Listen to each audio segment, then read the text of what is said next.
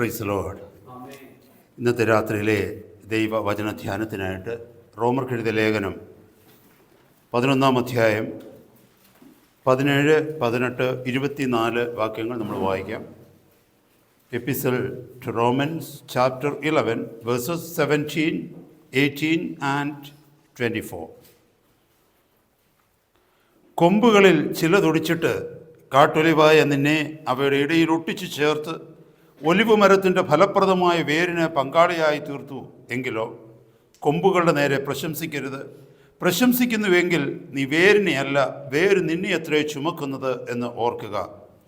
സ്വഭാവത്താൽ കാട്ടുമരമായതിൽ നിന്ന് നിന്നെ മുറിച്ചെടുത്ത് സ്വഭാവത്തിന് വിരോധമായി നല്ല ഒലിവ് മരത്തിൽ ഒട്ടിച്ചുവെങ്കിൽ സ്വാഭാവിക കൊമ്പുകളായവരെ സ്വന്തമായ ഒലിവ് മരത്തിൽ എത്ര അധികമായി ഒട്ടിക്കും. പരിശുദ്ധ പിതാവേ, വീണ്ടും അങ്ങയുടെ പാദപീഠത്തിലടി ഞങ്ങളായിരിക്കുന്ന പച്ച പൊന്നുമുഖത്തേക്ക് ഇന്നത്തെ രാത്രി ഞങ്ങൾ നോക്കുകയാണ്.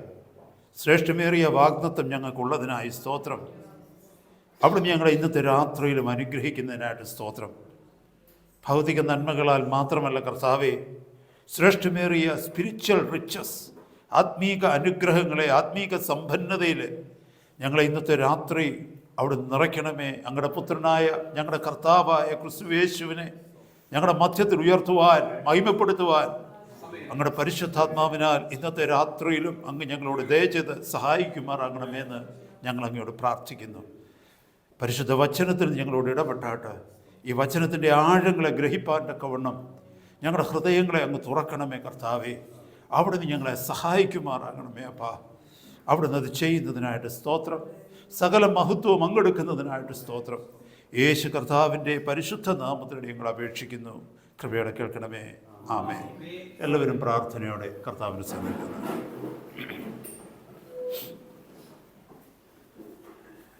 നമ്മൾ വായിച്ചു കേട്ട വചനഭാഗം എല്ലാവർക്കും സുപരിചിതമായ വചനഭാഗമാണ്. റോമാ ലേഖനം എന്ന് പറയുന്നത് ദൈവസഭയ്ക്ക് എഴുതിയിരിക്കുന്ന സുവിശേഷമാണ്. Gospel written for the church or to the church. ദൈവസഭയ്ക്ക് വേണ്ടി എഴുതിയിരിക്കുന്ന സുവിശേഷം. നമുക്കറിയാം 4 സുവിശേഷങ്ങൾ നമ്മൾ ദൈവത്തിൻ്റെ വചനത്തിൽ പുതിയ നിയമത്തിൽ കാണുന്നുണ്ട്. മത്തായി, മർക്കോസ്, ലൂക്കോസ്, യോഹന്നാൻ. ഈ സുവിശേഷങ്ങൾ എഴുതിയിരിക്കുന്നത് ലോകത്തിൻ്റെ രക്ഷയ്ക്ക് വേണ്ടിയാണ്. എന്നാൽ ദൈവസഭയ്ക്കുള്ളിൽ എഴുതപ്പെട്ടിരിക്കുന്ന, ദൈവസഭയ്ക്ക് വേണ്ടി എഴുതപ്പെട്ടിരിക്കുന്ന സുവിശേഷമാണ് റോമാ ലേഖനം. മനോഹരമായ ലേഖനമാണ്. നമുക്കറിയാം മൊത്തം 21 ലേഖനങ്ങളിൽ ഏറ്റവും ശ്രേഷ്ഠമെന്ന് പറയാൻ മനോഹാരിതയിൽ, പ്രൈസ് ദി ലോർഡ്, അടുക്കും ചിട്ടയോടും കൂടി എഴുതപ്പെട്ടിരിക്കുന്ന ലേഖനമെന്ന് നമുക്ക് പറയുവാൻ കഴിയും റോമാ ലേഖനത്തെക്കുറിച്ച് പറഞ്ഞു കഴിഞ്ഞാൽ. റോമാ ലേഖനം 1-ാം അധ്യായം എന്ന് പറഞ്ഞാൽ ദൈവമില്ലാതെ ജീവിക്കുന്ന ഒരു മനുഷ്യനെക്കുറിച്ചാണ്, അല്ലെങ്കിൽ ദൈവമില്ലാത്ത ജീവിക്കുന്ന ജാതികളെക്കുറിച്ച്, മനുഷ്യരെക്കുറിച്ച്, ക്രിസ്തുവിനെ കൂടാതെയുള്ള ഒരു ജീവിത ശൈലിയെക്കുറിച്ചാണ് 1-ാം അധ്യായം പ്രതിപാദിപ്പിക്കുന്നത്. അതുപോലെ 2-ാം അധ്യായത്തിലേക്ക് വരുമ്പോൾ യഹൂദന്മാരെ കുറിച്ചാണ് എഴുതിയിരിക്കുന്നത്. ന്യായപ്രമാണത്തിൽ ആശ്രയിച്ചുകൊണ്ട് കർത്താവിൻ്റെ രക്ഷയിൽ ഹല്ലേലൂയ ആശ്രയിക്കാതെ കർത്താവ് ഒരുക്കിയ രക്ഷാപദ്ധതിയിലേക്ക് കടന്നു വരുവാൻ കഴിയാതിരിക്കുന്ന യഹൂദനെ കുറിച്ചാണ് എഴുതിയിരിക്കുന്നത്. മൂന്നാമത്തെ അധ്യായത്തിൽ കാണുന്നത് ജാതികളെയും യഹൂദരെയും കൂടെ ചേർത്ത് വെച്ചിട്ട് ഒരു വ്യത്യാസവുമില്ല, എല്ലാവരും പാപം ചെയ്ത് ദൈവ തേജസ് ഇല്ലാത്തവരായി തീർന്നിരിക്കുന്നു എന്ന് 3-ാം അധ്യായത്തിൽ കാണുന്നു. 4-ാം അധ്യായത്തിലേക്ക് വരുമ്പോൾ പഴയ നിയമത്തിലെ രക്ഷയ്ക്ക് വേണ്ടിയുള്ള മുഖാന്തരം, ദൈവപ്രസാദത്തിന് വേണ്ടിയുള്ള മുഖാന്തരമായ ന്യായപ്രമാണത്തെക്കുറിച്ച് പറയുന്നു.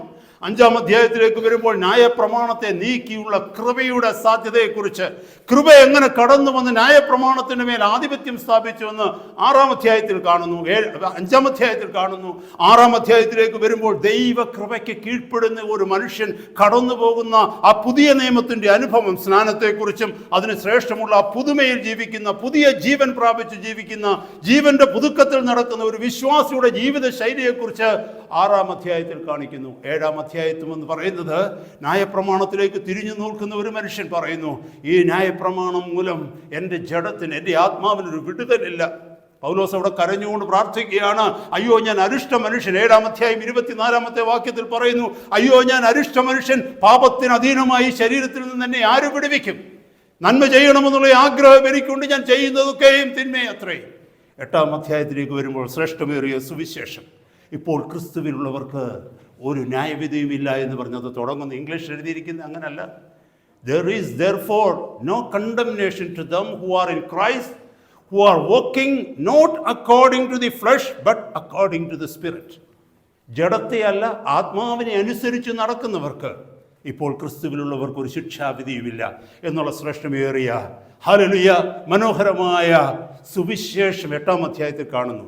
9-ാം അധ്യായത്തിലേക്ക് കടന്നു വരുമ്പോൾ പാസ്റ്റ് ഇലക്ഷൻ ഓഫ് ഇസ്രായേൽ, ഇസ്രായേലിൻ്റെ തെരഞ്ഞെടുപ്പിനെ കുറിച്ചാണ്. കഴിഞ്ഞ കാലങ്ങളിൽ അബ്രഹാമിന് കൊടുത്ത വാഗ്ദത്തം, ഇസ്ഹാക്ക് യാക്കോബിലൂടെ കൊടുത്ത വാഗ്ദത്തം മൂലം തനിക്ക് വേണ്ടി വേർപെടുത്തി, തനിക്ക് വേണ്ടി ഈ ലോകത്തിൽ നിന്ന് തിരഞ്ഞെടുക്കപ്പെട്ട വിശുദ്ധ വംശവും ജാതിയുമായ ഇസ്രായേലിൻ്റെ പാസ്റ്റ് ഇലക്ഷനെ കുറിച്ച് പറയുന്നു.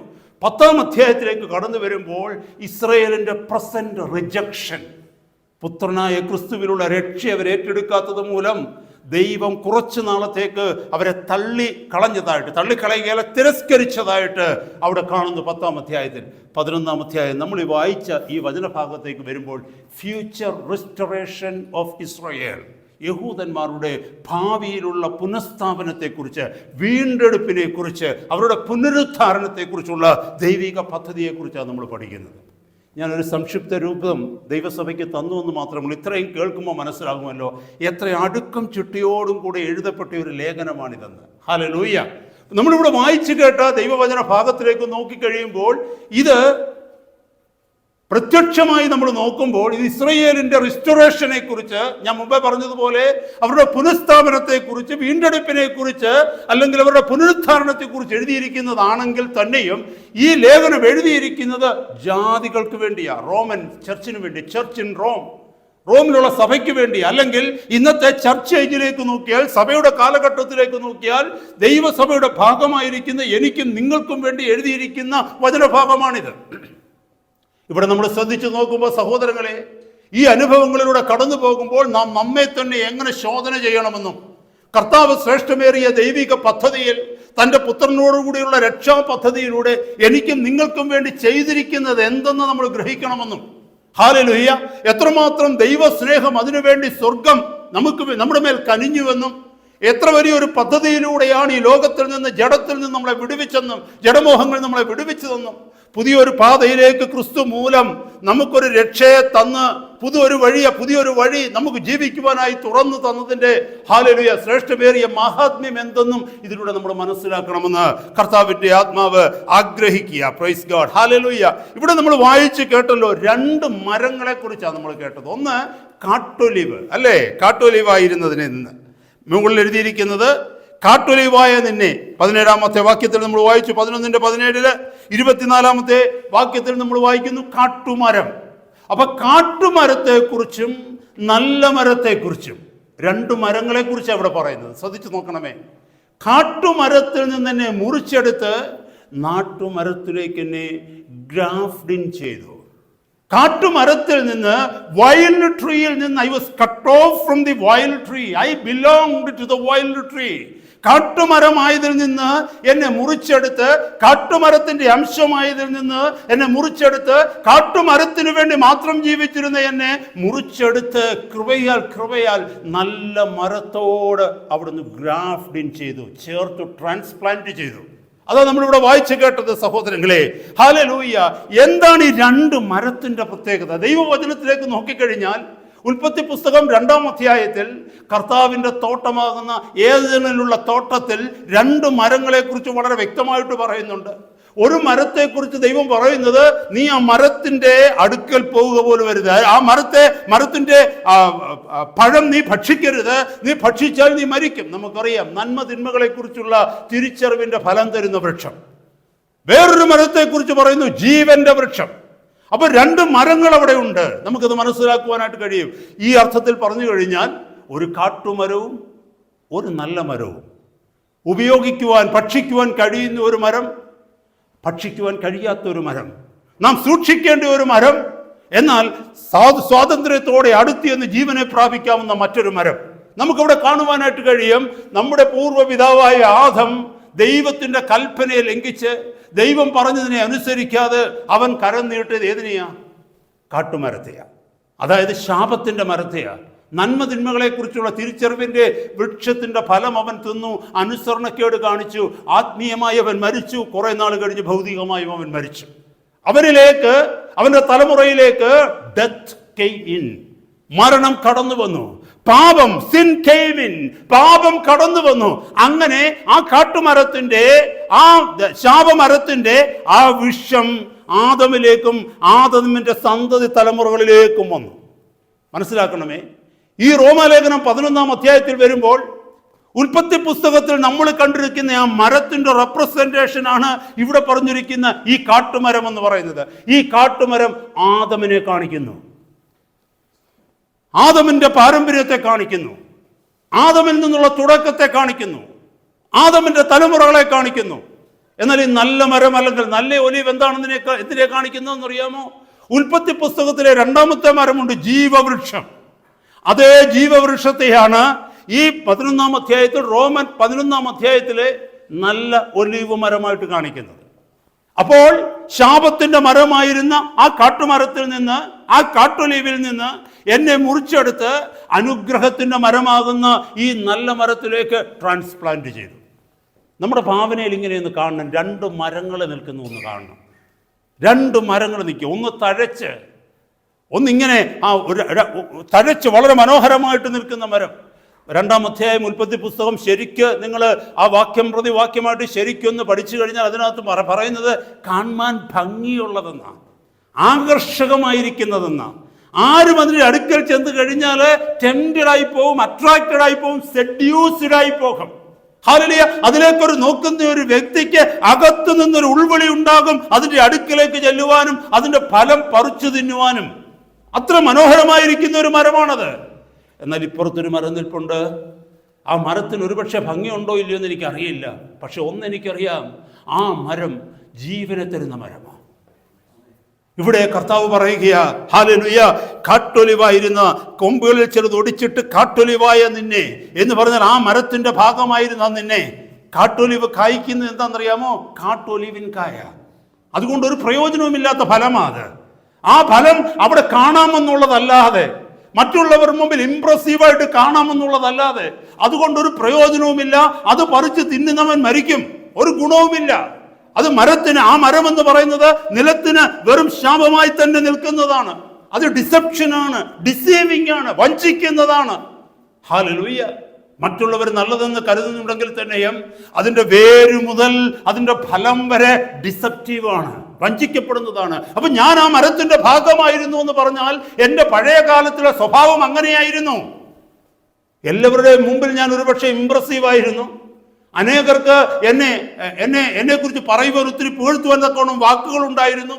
അല്ലെങ്കിൽ മറ്റുള്ളവരുടെ മുമ്പിൽ ഞാൻ കൊടുക്കുന്ന പ്രത്യക്ഷമായ സ്വഭാവങ്ങൾ എന്ന് പറയുന്നത് ആരെയും എന്നിലേക്ക് അടുപ്പിക്കുന്നതായിരുന്നു. പക്ഷേ ഹല്ലേലൂയ, എൻ്റെ ഫലം മറ്റുള്ളവർക്ക് ആകർഷണമാണെന്ന് തോന്നിയെങ്കിൽ തന്നെയും എൻ്റെ ഉള്ളിൽ വിഷമായിരുന്നു.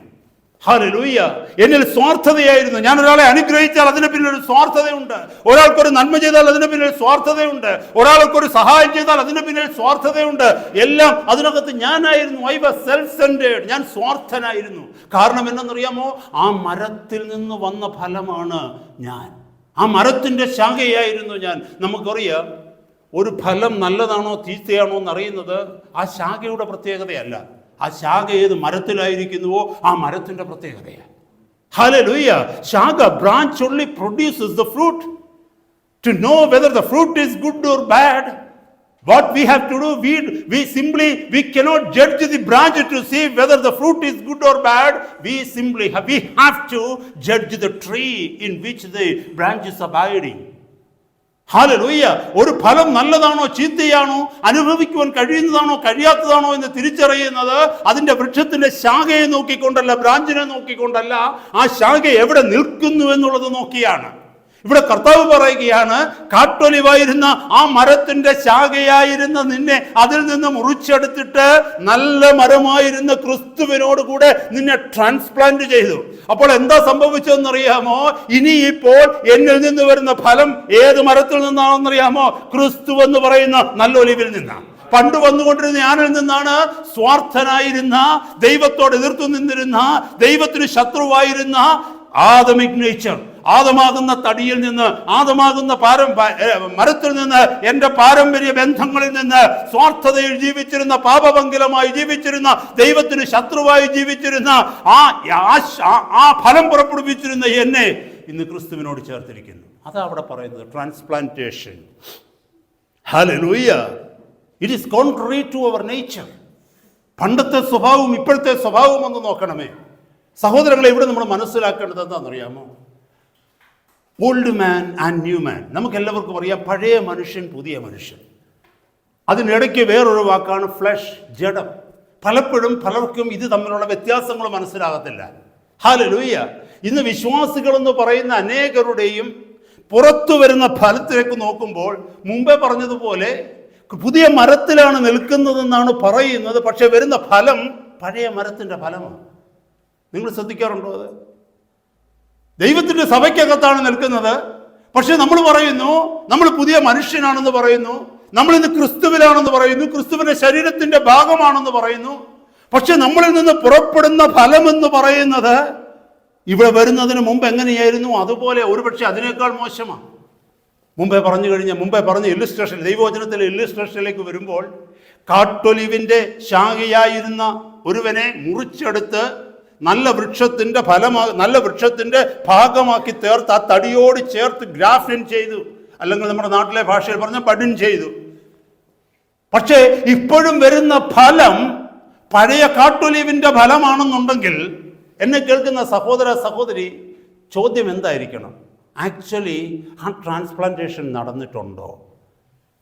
പറഞ്ഞു മനസ്സിലായ സഹോദരങ്ങളെ, ഇന്നത്തെ രാത്രി നമ്മുടെ ചിന്താ വിഷയം അതാ. എന്തുകൊണ്ട് വിശ്വാസി അവിശ്വാസിയുടെ ഫലം പുറപ്പെടുവിക്കുന്നു? എന്തുകൊണ്ട് ദൈവസഭയുടെ മധ്യത്തിൽ മാനസാന്തരപ്പെട്ട് കടന്നു വന്നിരിക്കുന്ന ദൈവജനം എന്ന് പറയുന്നവർ മാനസാന്തരപ്പെടാത്ത അവിശ്വാസികളുടെ ഫലം പുറപ്പെടുവിക്കുന്നു?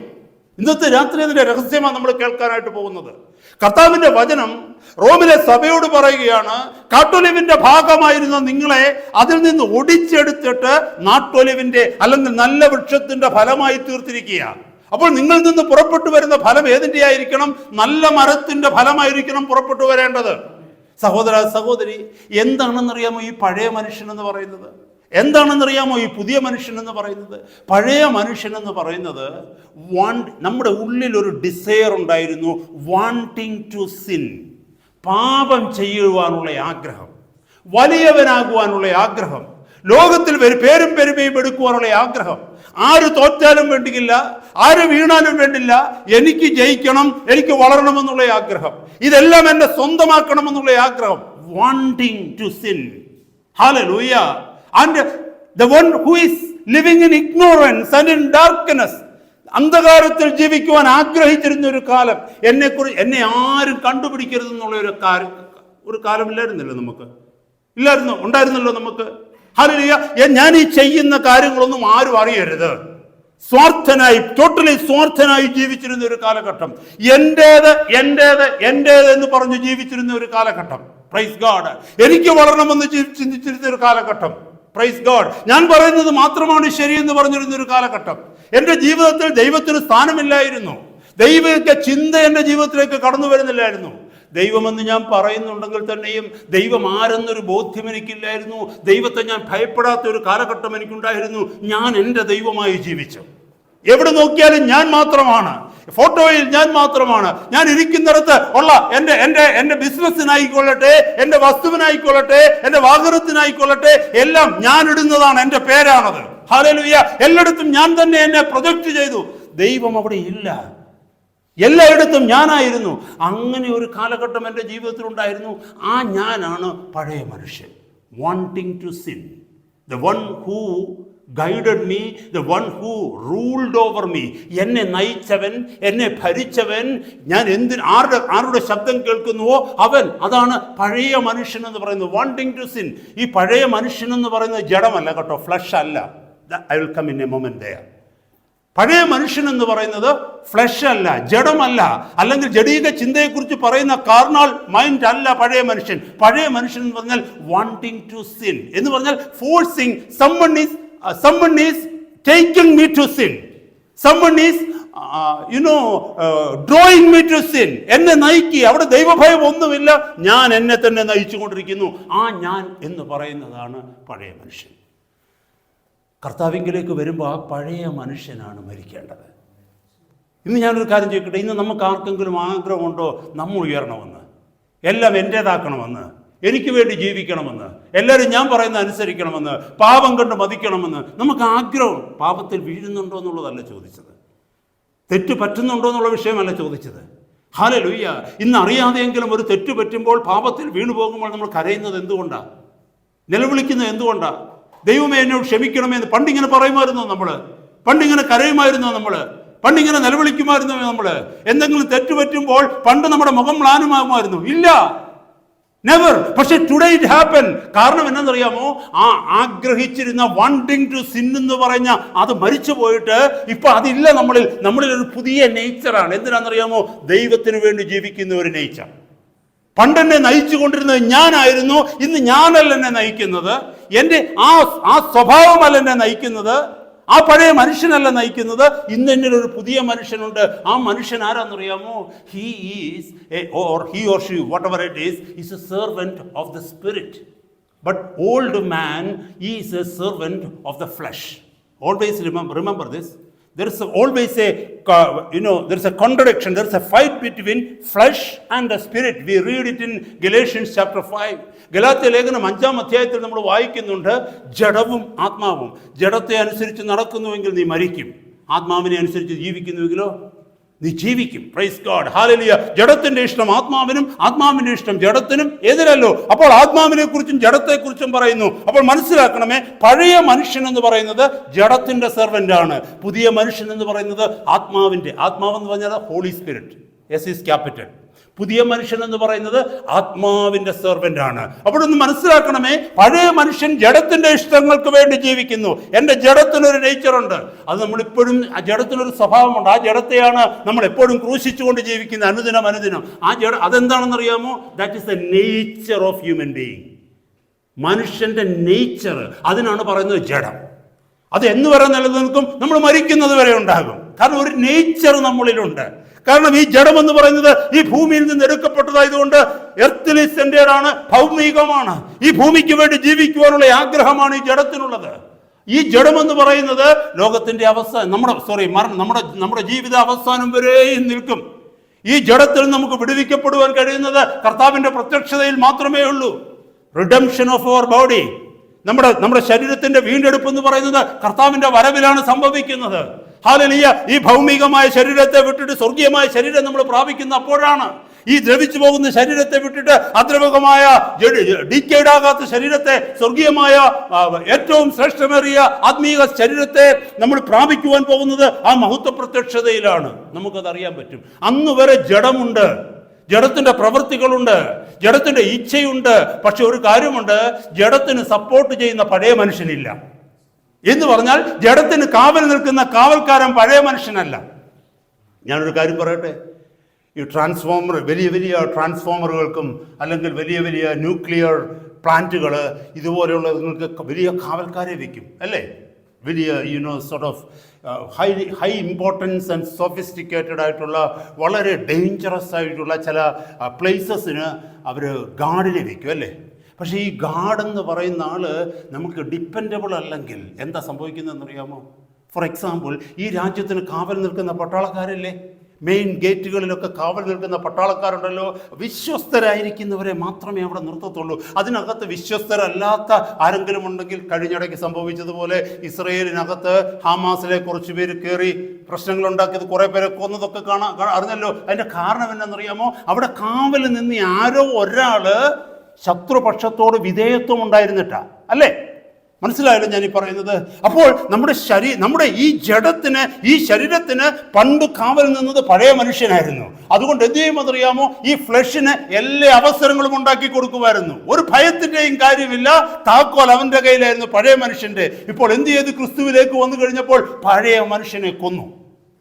അതിനു പകരം പുതിയൊരു കാവൽക്കാരനെ വെച്ചിരിക്കുക. നിങ്ങൾ പറയുന്ന ശ്രദ്ധയോടെ കേൾക്കണമേ. ഈ പുതിയ കാവൽക്കാരൻ്റെ പ്രത്യേകത എന്താണെന്നറിയാമോ? ജഡം പറയും എനിക്കത് കാണണമെന്ന്, പുതിയ മനുഷ്യൻ പറയും കാണാൻ പറ്റത്തില്ലെന്ന്. ജഡം പറയും നീ അതൊന്ന് തുറന്നു തന്നെ, അതൊന്ന് അനുവദിച്ചേ. അപ്പോൾ പുതിയ മനുഷ്യൻ പറയും ഇല്ല. കാരണം പുതിയ മനുഷ്യൻ പരിശുദ്ധാത്മാവിനെ കൂടെ നിൽക്കുന്നയാളാ, പരിശുദ്ധാത്മാവിന്റെ സെർവന്റാ. ഹല്ലേലൂയ. എന്നെ കേൾക്കുന്ന സഹോദര സഹോദരി, ഈ കാട്ടൊലിവിന്റെ അനുഭവത്തിൽ നിന്ന് നാട്ടൊലിവിന്റെ അനുഭവത്തിലേക്ക് വരുമ്പോൾ ഈ മാറ്റമാണ്. ഇതാണ് കൺവേർഷൻ എന്ന് പറയുന്നത്. Before I was guided, I was ruled, and I was taken by the old man. That means my wanting to sin, a deep desire in my life to sin and to stand against God. ഞാനൊരു വാക്യം നിങ്ങളെ കാണിക്കാം. റോമാ ലേഖനത്തിലേക്ക് വരുമ്പോൾ 8-ാം അധ്യായത്തിന്റെ 7-ാമത്തെ വാക്യത്തിൽ മനോഹരമായ ഒരു വാക്യമാണ്, നമുക്ക് എല്ലാവർക്കും അറിയാവുന്ന ഒരു വാക്യം. അവിടെ എഴുതിയിരിക്കുന്നു, ജഡ സ്വഭാവം, അതെ 7-ാമത്തെ വാക്യം, ജഡത്തിന്റെ ചിന്ത ദൈവത്തോട് ശത്രുത്വമാകുന്നു, അത് ദൈവത്തിന്റെ ന്യായപ്രമാണത്തിന് കീഴ്പ്പെടുന്നില്ല, കീഴ്പ്പെടുവാൻ കഴിയുന്നതുമല്ല. അവിടെ എഴുതിയിരിക്കുന്നു ജഡത്തിന്റെ ചിന്ത ദൈവത്തോട് ശത്രുത്വമാകുന്നു. ജഡത്തിന്റെ ചിന്ത ദൈവത്തോട് ശത്രുത്വമാകുന്നുവെന്ന്. ഹല്ലേലൂയ. അന്നൊന്ന് ഓർത്ത് നോക്കി, ആരെങ്കിലും പ്രാർത്ഥിക്കാൻ പറയുന്നത് നമുക്ക് ഇഷ്ടമല്ലായിരുന്നു. ദൈവവചനം വായിക്കുന്നത് നമുക്ക് ഇഷ്ടമല്ല. നിങ്ങൾ വായിച്ചിട്ടുണ്ടോ ദൈവവചനം? ഞാൻ വായിച്ചിട്ടില്ല. ബൈബിളൊക്കെ ഉണ്ട്, ഇടയ്ക്കിടയ്ക്ക് അവിടെ ഇവിടെയൊക്കെ ഒന്ന് തിരിഞ്ഞും പറഞ്ഞുമൊക്കെ നോക്കുമെന്നുള്ളതല്ലാതെ. പള്ളിയിലൊക്കെ പോയിട്ടുണ്ട്. എന്തിനാ? ദൈവത്തെ കണ്ടിട്ടുണ്ടോ ഞാൻ പള്ളിയിൽ? ഞാൻ കണ്ടിട്ടില്ല. കുർബാനയ്ക്കൊക്കെ പോയിട്ടുണ്ട്, കുർബാനയ്ക്കൊക്കെ നിന്നിട്ടുണ്ട്. എല്ലാ ആഴ്ചയിലും ഒരാഴ്ച പോലും വിടാതെ കുർബാന അനുഭവിക്കാറുണ്ടായിരുന്നു. കർത്താവിന് ദൈവത്തെ അറിഞ്ഞോ ഞാൻ? എൻ്റെ ജീവിതത്തിന് വല്ല മാറ്റവും വന്നിട്ടുണ്ടോ? ഇല്ല. ഞാൻ എനിക്ക് വേണ്ടി തന്നെയാണ് ജീവിച്ചത്. ഞാൻ പാപത്തിൽ തന്നെയാണ് ജീവിച്ചത്. ഞാൻ ചെയ്യുന്നത് പാപമാണെന്ന് എനിക്ക് ഒരിക്കലും തോന്നിയിട്ടില്ല. കാരണം എന്നറിയാമോ? പഴയ മനുഷ്യൻ, എന്നിലൊരു പുതിയ മനുഷ്യൻ ഇല്ലായിരുന്നു. പഴയ മനുഷ്യൻ എൻ്റെ ജഡത്തിന് സപ്പോർട്ട് ചെയ്തുകൊണ്ട് എൻ്റെ ജഡത്തിൻ്റെ എല്ലാ ഇഷ്ടങ്ങൾക്കും എന്നെ തന്നെ താഴ്ത്തി കൊടുത്തുകൊണ്ട്, it is something like my mind. It is something like my mind was supporting my flush. And my mind never told my flesh that what you are doing is wrong. No, I didn't have that light. എന്നാൽ പുതിയ മരത്തിലേക്ക് കടന്നു വന്നപ്പോൾ പുതിയൊരു രൂപം, പുതിയൊരു ഭാവം എന്നിലേക്ക് വന്നു, പുതിയൊരു മനുഷ്യൻ എന്നിലേക്ക് വന്നു.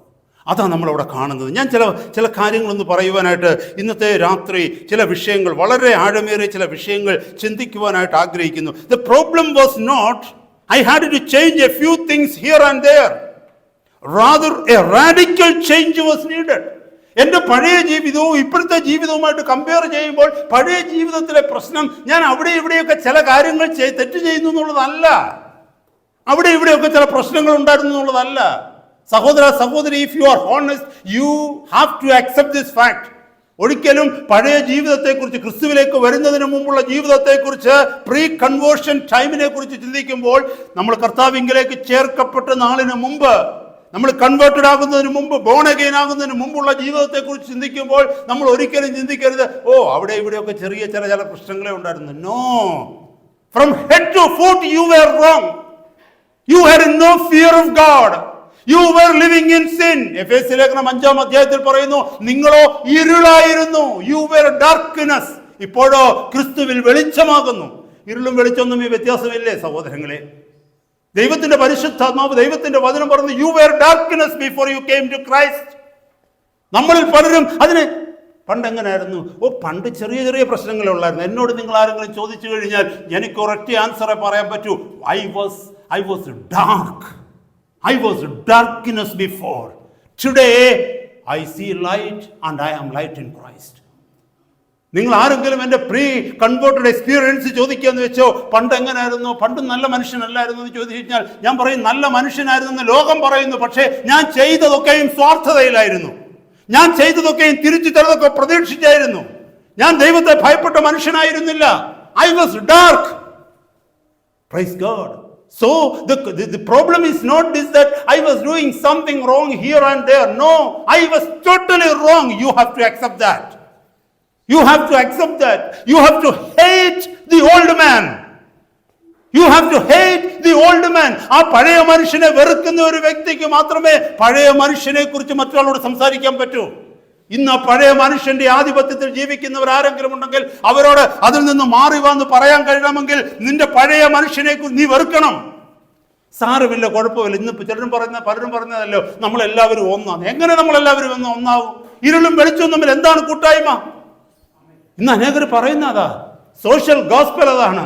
ആരെയും മാറ്റി നിർത്തരുത് കേട്ടോ. എല്ലാവരെയും ദൈവം സ്നേഹിക്കുന്നുണ്ട്. നമ്മളെല്ലാവരും ദൈവത്തിന്റെ മക്കളാണ്. Where in the scripture it says that all are God's children? No, all are God's creation. I can accept it.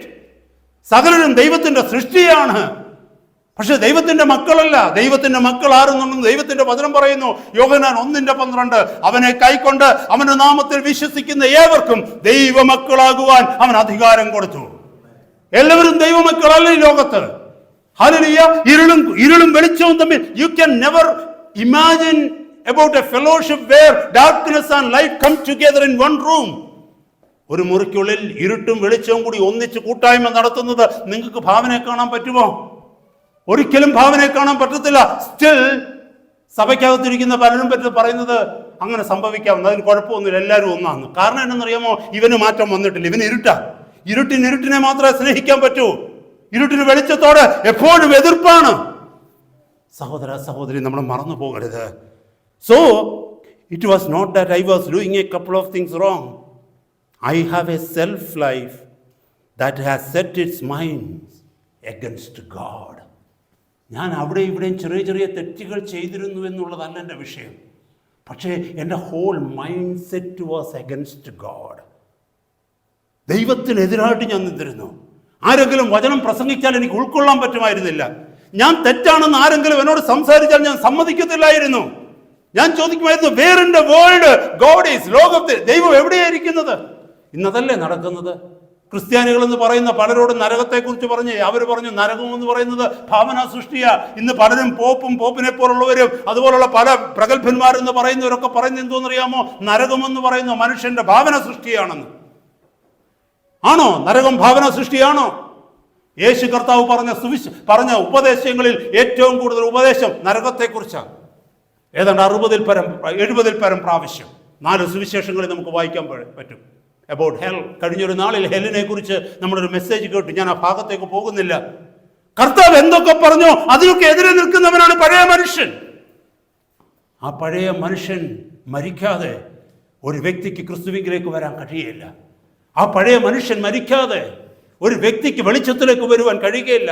ആ പഴയ മനുഷ്യൻ മരിക്കാതെ ഒരു വ്യക്തിക്ക് സ്വാതന്ത്ര്യത്തേക്ക് വരുവാൻ കഴിയുകയില്ല. കാട്ടൊലിവിൽ നിന്ന്, ആ കാട്ടൊലിവിന്റെ ഭാഗത്ത് നിന്ന് നീ മാറി ഈ നല്ല മരത്തിലേക്ക് കടന്നു വരാതെ നിനക്ക് ജീവന്റെ സ്വാതന്ത്ര്യം അനുഭവിക്കുവാനോ ആസ്വദിക്കുവാനോ കഴിയുകയില്ല ദൈവമക്കളെ. നമ്മൾ മറന്നു പോകരുത്. അപ്പോൾ the problem was not that I was doing something wrong here and there. No. ഇച്ചിരി അനുസരണക്കേടുണ്ടായിരുന്നു, ഇച്ചിരി സ്വാർത്ഥത ഉണ്ടായിരുന്നു. ഇച്ചിരി നല്ല സഹോദരങ്ങളെ, ആത്മാർത്ഥതയോടെ നിങ്ങളൊന്ന് ചിന്തിക്കുക. ഫ്രം ഹെഡ് ടു ഫുട്ട്, ഉച്ച മുതൽ ഉള്ളംകാല് വരെ പാപം കൊണ്ട് നിറഞ്ഞവനായിരുന്നു ഞാൻ. എൻ്റെ അകവും പുറവും ഒരുപോലെ പാപമായിരുന്നു. ഞാൻ നോക്കുന്നതിനെല്ലാം ഞാൻ മോഹിക്കുമായിരുന്നു. തരം കിട്ടുമ്പോഴെല്ലാം ഞാൻ പാപം ചെയ്യുമായിരുന്നു. പാപത്തിന് വേണ്ടി ഞാൻ കാത്തിരിക്കുമായിരുന്നു. ഞാൻ അങ്ങനെ ആയിരുന്നു കേട്ടോ. I want to be honest before God. I know who I was before. I want to be honest. I don't want to hide anything. Because such a great thing God has done for me. I was in total darkness. ഞാൻ ചെയ്തുകൊണ്ടിരിക്കുന്നത്, ഞാൻ പറഞ്ഞുകൊണ്ടിരിക്കുന്നത്, ഞാൻ ചിന്തിച്ചുകൊണ്ടിരിക്കുന്നത് ലോകത്തിൽ ഓരോ മനുഷ്യനും അറിയരുതെന്നുള്ള ആഗ്രഹമായിരുന്നു എനിക്ക്. പക്ഷെ ഇന്നങ്ങനല്ല. ഇന്ന് ഞാൻ ചിന്തിക്കുന്നത്, ഞാൻ പറയുന്നത്, ഞാൻ ചെയ്തുകൊണ്ടിരിക്കുന്നത് എല്ലാവരും അറിഞ്ഞോട്ടെ. I have no problem. I have nothing to hide. Have I not been changed, my brother, my sister? ഞാൻ മാറിയില്ലേ? ആ മാറ്റം നിങ്ങളിൽ വന്നിട്ടുണ്ടോ? ആ കാട്ടൊലിവിൻ്റെ അനുഭവത്തിൽ നിന്ന്, ആ കാട്ടുമരത്തിൻ്റെ അനുഭവത്തിൽ നിന്ന് പുതിയ മരത്തിലേക്കാണോ വന്നത്? ഇപ്പോഴും പഴയ ഫലമാണ് നിന്നിൽ നിന്ന് വരുന്നതെങ്കിൽ, ഇപ്പോഴും നീ ഇരുട്ടിനെ സ്നേഹിക്കുന്നെങ്കിൽ, സഹോദര സഹോദരി, നിന്നിൽ ആ മാറ്റം വന്നിട്ടില്ല. നീ ഇപ്പോഴും പഴയ തടിയിലാണ്, പഴയ മരത്തിലാണ്. നീ ഈ കൂട്ടത്തിലായിട്ടില്ല. പഴയ മനുഷ്യനാണ് നിന്നെ നയിക്കുന്നത്. മുന്നോട്ട് പോകാം. ഈ വാക്യം ഒന്ന് ഞാൻ മുമ്പേ വായിച്ച വചനത്തിലേക്ക് ഈ സ്റ്റേറ്റ്മെന്റുമായിട്ട് ബന്ധപ്പെടുത്തി നമുക്കൊന്ന് സംസാരിച്ച് നോക്കിക്കഴിഞ്ഞാൽ ഇവിടെ എഴുതിയിരിക്കുന്നു, ജഡത്തിന്റെ ചിന്ത ദൈവത്തോട് ശത്രുത്വം. We were haters of God. ദൈവത്തിന്റെ ശത്രുക്കളായിരുന്നു നമ്മൾ. ദൈവത്തിന്റെ ശത്രുക്കൾ എന്ന് പറഞ്ഞാൽ ദൈവം ഇരിക്കുന്ന രണ്ടുപേര് ശത്രുക്കളെന്ന് പറഞ്ഞാൽ അതിൻ്റെ അർത്ഥം എന്താണെന്നറിയാമോ? മുഖത്തോട് മുഖം നോക്കത്തില്ല.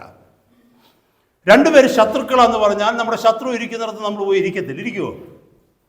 മുഖത്തോട് മുഖം നോക്കാതെ അപ്പുറത്തോട്ടും ഇപ്പുറത്തോട്ടും ചാടും. അങ്ങനല്ലേ പല വിശ്വാസികളെന്ന് പറയുന്നവരും ചെയ്യുന്നത്? കർത്തൃമേശയൊക്കെ കഴിഞ്ഞ് വിശുദ്ധ ചുംബനത്തിൻ്റെ സമയത്ത് കണ്ടിട്ടില്ലേ? കസാരകൾ കണ്ടിട്ടില്ലേ? കസാരയുടെ ഇപ്പുറത്തൂടെ എടുത്ത് ചാടുന്ന കാണാം. സ്ഥലമില്ലെങ്കിൽ അതിൻ്റെ അതിൻ്റെ അപ്പുറത്തൂടെ കസാര എടുത്ത് മാറ്റിയെടുക്കും. എന്ന് പറഞ്ഞാൽ ശത്രുക്കളായിട്ടാണ് കാണുന്നത്. അപ്പോൾ എൻ്റെ ചിന്ത ദൈവത്തോട് ശത്രുത്വമാകുന്നു എന്ന് പറഞ്ഞാൽ I was A hater of God. ദൈവം എവിടെയുണ്ടോ അവിടെ പോകാൻ എനിക്കിഷ്ടമല്ല. ദൈവ മക്കളെന്ന് പറയുന്നവരോട് കൂട്ടായ്മ കൂടുവാൻ എനിക്കിഷ്ടമല്ല. ദൈവത്തെക്കുറിച്ച് പറയുന്ന ഈ വചനത്തെ അനുസരിക്കുവാനോ ഇതിനെ ഭയപ്പെടുവാനോ എനിക്ക് ഇഷ്ടമല്ല. കാരണം എന്നാന്ന് പറയാമോ? എൻ്റെ my mind was against God. ഇത് വചനമാണ് പറയുന്നത് കേട്ടോ. നിങ്ങളുടെ ബൈബിളിൽ, നിങ്ങളുടെ വേദപുസ്തകത്തിൽ ആ വാക്യം ഉണ്ടോ സഹോദര സഹോദരി? റോമർ 8:7. ജഡത്തിൻ്റെ ചിന്ത ദൈവത്തോട് ശത്രുത്വമാകുന്നു. അത് ദൈവത്തിൻ്റെ ന്യായപ്രമാണത്തിന് കീഴ്പ്പെടുത്തുന്നില്ല, കീഴ്പ്പെടുവാൻ സമ്മതിക്കുകയുമില്ല. ഹല്ലേലൂയ. സോ മൈ പ്രോബ്ലം, ഒരിക്കലും ചിന്തിക്കരുത് ഞാൻ വിശ്വാസിയായതുകൊണ്ട് ചെറിയ ചില മാറ്റങ്ങളൊക്കെ വന്ന്. പണ്ടും നല്ല മനുഷ്യനായിരുന്നു ഞാൻ. ചിലരൊക്കെ പറഞ്ഞ് ഞാൻ കേട്ടിട്ടുണ്ട്. സഹോദര സഹോദരി, നീ വീണ്ടും ജനനം പ്രാപിച്ചിട്ടില്ല. നിന്റെ ജീവിതത്തിൽ ദൈവം ചെയ്തത് എന്താണെന്ന് നിനക്ക് ഇതുവരെ മനസ്സിലാക്കുവാൻ കഴിഞ്ഞിട്ടില്ല. അതുകൊണ്ടാണ് നീ നിന്റെ പഴയ മനുഷ്യനെ ഇപ്പോഴും താലോലിക്കുന്നത്. പണ്ടും ഞാൻ നല്ല മനുഷ്യനായിരുന്നു എന്ന് പറയുന്നത്. ഒരിക്കലും പറയില്ല. If you are honest before God you would never ever say that. അങ്ങനെ നമ്മൾ പറഞ്ഞു കഴിഞ്ഞാൽ ദൈവം എനിക്ക് വേണ്ടി ഒന്നും ചെയ്തില്ലെന്നാണ് പറയുന്നത്. ഹല്ലേലൂയ, സ്തോത്രം. I tell you one thing, it is not easy to kill the old man. You cannot even weaken him or kill him without a fight. ഒരു യുദ്ധം നടക്കാതെ ഈ പഴയ മനുഷ്യനെ കൊല്ലാൻ പറ്റത്തില്ല കേട്ടോ. ശരിക്കും ഒരു യുദ്ധം നടക്കണം. ഗലാത്യ ലേഖനം 5:24 പറയുന്നു, അപ്പോസ്തലനായ പൗലോസ് പറയുകയാണ്, എന്തുവെന്നറിയാമോ? ക്രിസ്തുവിനുള്ളവർ അവൻ്റെ ജഡത്തെ അതിൻ്റെ രാഗമോഹങ്ങളോട് കൂടെ ക്രൂശിച്ചിരിക്കുന്നു. You need to crucify him. You need to crucify him. Hallelujah. ഇന്ന് പലരും പറയുന്ന ചില സ്വഭാവങ്ങളെ വിട്ടുകളയാത്തതിൻ്റെ കാരണം എന്താണെന്നറിയാമോ? എനിക്ക് എങ്ങനെ അവനെ ക്രൂശിക്കാൻ പറ്റും, എനിക്ക് എങ്ങനെ അവനെ കൊല്ലാൻ പറ്റും? ഞാൻ ജനിച്ച നാൾ മുതലുള്ളതല്ലേ. ചിലരോട് ചോദിക്കും, എന്തിനാ സഹോദരി ഇങ്ങനെ കോപിക്കുന്നത്? അതെൻ്റെ കുഴപ്പമല്ല. എൻ്റെ അപ്പനും കോപിക്കുമായിരുന്നു, എൻ്റെ അമ്മയും കോപിക്കുമായിരുന്നു, ഞങ്ങളുടെ കുടുംബമായിട്ടേ ഇങ്ങനെ കോപിക്കുന്നു എന്ന് പറഞ്ഞാൽ അത് വിട്ടുകളയാൻ തയ്യാറല്ലെന്നാണ് എൻ്റെ അർത്ഥം. ചിലർ പറയുന്നത് അങ്ങനെയല്ലേ? വിട്ടുകളഞ്ഞതിലേക്ക് ചിലരൊക്കെ അങ്ങനെ ചെയ്യുന്നത്. നാട്ടിലൊക്കെ പോകുമ്പോൾ ഫ്ലൈറ്റ് കയറി കഴിഞ്ഞാൽ പിന്നെ വേറെ ആളാണ്. ഇവിടുത്തെ ലണ്ടൻ ഹീത്രൂ എയർപോർട്ടിൽ പോയിട്ട് ഫ്ലൈറ്റിലോട്ട് കയറി കഴിഞ്ഞാൽ പിന്നെ ആൾ ടോട്ടലി ഡിഫറെൻറ്റാണ്. പിന്നെ ആൾ പഴയ ആളാകണമെങ്കിൽ തിരിച്ചിവിടെ വന്ന് ഹീത്രൂവിൽ ഇറങ്ങണം. അതെന്തുകൊണ്ടാണെന്നറിയാമോ സഹോദര സഹോദരി? പഴയതിനെ വിട്ടുകളയാൻ നമുക്ക് മനസ്സില്ല. കാരണം അതിനകത്ത് ചിലതിനെയൊക്കെ നമ്മൾ ഇഷ്ടപ്പെടുന്നുണ്ട്. സഹോദര സഹോദരങ്ങളെ ഇവിടെ പറയുന്നു, it is not easy to kill the old man. നമ്മുടെ പഴയ മനുഷ്യനെ, ആ പഴയ നമ്മൾ സ്നേഹിച്ചിരുന്ന ചിലതിനെ, ചില ബന്ധനങ്ങളെ നമുക്ക് വിട്ടുകളയാൻ പറ്റത്തില്ല. It is a cross, crucifixion. ക്രൂശിക്കണം. You have to take a hard step against him. I always take it. I tell my old man is not gone. അവനെ ബറി ചെയ്ത് കഴിഞ്ഞു, അവനെ സ്നാന കടവിൽ നമുക്കറിയാം, പഴയ മനുഷ്യനെ അവൻ്റെ രാഗമോഹങ്ങളോട് കുഴിച്ചിട്ട് ഇനി അവനെ ഞാൻ തിരിച്ചെടുക്കത്തില്ല ഒരിക്കലും. കാരണം അവൻ എന്നെ ഇരുട്ടിൽ ജീവിപ്പിച്ചവനാണ്. എൻ്റെ ദൈവത്തെ വെറുക്കുവാൻ്റെ കോണം എന്നെ ഇടയാക്കിയവനാണ്. അന്നത്തെ എന്നിൽ നിന്ന് വന്ന ഫലങ്ങൾ മുഴുവനും അങ്ങനെയായിരുന്നു. Hallelujah. Old self was a servant of flesh. New man is a servant of spirit. And another thing I have noted is, old self was wanting to hide in the darkness. Old self, പഴയ മനുഷ്യൻ എന്ന് പറഞ്ഞാൽ transparent ആയിരുന്നില്ല. He wanted to hide in the darkness. എഫേസ്യ ലേഖനം 4-ാം അധ്യായത്തിൻ്റെ 17 മുതൽ താഴേക്കുള്ള വാക്യങ്ങളിൽ ആ പഴയ മനുഷ്യൻ്റെ സ്വഭാവത്തെക്കുറിച്ച് എഴുതിയിട്ടുണ്ട്. എപ്പോഴും ഒളിത്താവളം കണ്ടുപിടിക്കുമായിരുന്നു. ഫോൺ ആരെങ്കിലും ചോദിച്ചു കഴിഞ്ഞാൽ കൊടുക്കത്തില്ല, അല്ലേ? ഫോൺ മറന്നിട്ട് 25 കിലോമീറ്റർ അകലെ വണ്ടി ഓടിച്ച് പോയാൽ തിരിച്ച 25 കിലോമീറ്റർ ഓടി വരും. എൻ്റെ ഫോൺ വീട്ടിൽ മറന്നിട്ടുണ്ട്, ആരെങ്കിലും എടുക്കുന്നതിന് മുമ്പ് പെട്ടെന്ന് ചെല്ലണം. ശരിയല്ലേ? ഡയറി ആരെക്കൊണ്ടും വായിപ്പിക്കത്തില്ല. രഹസ്യങ്ങൾ, എല്ലായിടത്തും രഹസ്യങ്ങൾ. ഇപ്പം ആരാ ഫോൺ വിളിച്ചത് പറയത്തില്ല. നമുക്കെല്ലായിടത്തും രഹസ്യങ്ങൾ. ഞാനിത് വെറുതെ ചില എക്സാമ്പിളുകൾ പറയാം കേട്ടോ, വെറുതെ. നമുക്ക് രഹസ്യങ്ങൾ മാത്രമേ ഉള്ളൂ. ഒന്നും ആരെയും കാണിക്കത്തില്ല. ഭാര്യ ഭർത്താവിനോടൊന്നും പറയത്തില്ല, ഭർത്താവ് ഭാര്യയോടൊന്നും പറയത്തില്ല. എല്ലാം രഹസ്യങ്ങളാണ്, മറച്ചു പിടിക്കും എല്ലാം. Old man wants to hide and he wants to live in darkness. എന്നെ ആരും പിടിക്കരുത്. കാരണം ഞാൻ ചെയ്യുന്നതെല്ലാം പിടിക്കപ്പെടുവാൻ സാധ്യതയുള്ള കാര്യങ്ങളാണ്. തെളിവ് നശിപ്പിക്കല നമ്മളെപ്പോഴും. എല്ലാ ട്രെയിലും നമ്മൾ നശിപ്പിക്കും. Old man wanting to hide in the darkness, but new man is walking into the light. എഫേസ്യ ലേഖനം 4:13. പുതിയ മനുഷ്യൻ വെളിച്ചത്തിലാണ് നടക്കുന്നത്. അവന് ഭയപ്പെടാനൊന്നുമില്ല. ഇത് തന്നെയാണ് എഫേസ്യ ലേഖനം 5-ാം അധ്യായത്തിൽ 8 മുതൽ താഴേക്കുള്ള വാക്യങ്ങൾ പറയുന്നത്. മുമ്പേ നിങ്ങൾ ഇരുട്ടായിരുന്നു, ഇപ്പോഴോ നിങ്ങൾ ക്രിസ്തുവിൽ വെളിച്ചമാകുന്നു. പുതിയ മനുഷ്യൻ വെളിച്ചത്തിലാണ്. ഇന്നെനിക്ക് മറയ്ക്കാനൊന്നുമില്ല, ഇന്നെനിക്ക് ഒളിക്കാനൊന്നുമില്ല. കാരണം എന്തെന്നറിയാമോ, ഞാൻ പഴയ കാര്യത്തെക്കുറിച്ച് മറക്കുകയോ ഒളിക്കുകയോ ഒന്നും ചെയ്തില്ല. അതിനെക്കുറിച്ച് എനിക്ക് പറയാൻ പറ്റും. ഞാൻ അങ്ങനെ ആയിരുന്നു. ഞാൻ എത്രയോ തവണ ഓപ്പണായിട്ട് പുൽപ്പിറ്റിൽ നിന്നുകൊണ്ട് പറഞ്ഞിട്ടുണ്ട് ചില കാര്യങ്ങൾ, പഴയ കാര്യങ്ങളൊക്കെ. എൻ്റെ ജീവിതത്തിൽ സംഭവിച്ചിട്ടുള്ള കാര്യങ്ങൾ മിക്കവാറും ഉള്ളതെല്ലാം ഞാൻ എൻ്റെ വൈഫിനോട് പറഞ്ഞിട്ടുണ്ട്. ഞാൻ പലരോട് പറഞ്ഞിട്ടുണ്ട്. സാക്ഷ്യങ്ങളൊക്കെ പറഞ്ഞ് പേഴ്സണൽ കൗൺസിലിങ്ങിലൊക്കെ അല്ലെ ഫാമിലി കൗൺസിലിങ്ങിനൊക്കെ പോവുകയാണെങ്കിൽ അവരോട് ഞാൻ എൻ്റെ ജീവിതത്തിൽ വന്ന ഫ്ലോസ്, എൻ്റെ ജീവിതത്തിൽ വന്ന ഫെയിലേഴ്സിനെ കുറിച്ച്, എൻ്റെ തോൽവികളെക്കുറിച്ചൊക്കെ പറയുമ്പോൾ ഞാൻ പല കാര്യങ്ങൾ അവരോട് പറഞ്ഞിട്ടുണ്ട്. അവരെന്നെ കുഞ്ഞായിട്ട് കാണുമെന്നോ കൊച്ചായിട്ട് കാണുമെന്നോ ഐ ഡോണ്ട് കെയർ ഇറ്റ്. കാരണം I was like that before. ഞാൻ അങ്ങനെയായിരുന്നു പണ്ട്. അത് സത്യമല്ലേ? അതെനിക്ക് പറയുന്നതുകൊണ്ടിരിക്കുന്ന കുഴപ്പം. പൗലോസ് തന്നെക്കുറിച്ച് പറയുന്നതെന്തുവാ? താൻ സഭയെ കൊന്നവനാണ്, സഭയെ നശിപ്പിച്ചവനാണ്, നിഷ്ഠൂരനാണ്, കൊലപാതകയാണെന്നൊക്കെ അപ്പോസ്തലനായ പൗലോസിന് പറയാമെങ്കിൽ പിന്നെ എനിക്ക് എന്തുകൊണ്ട് പറഞ്ഞുകൂടാ?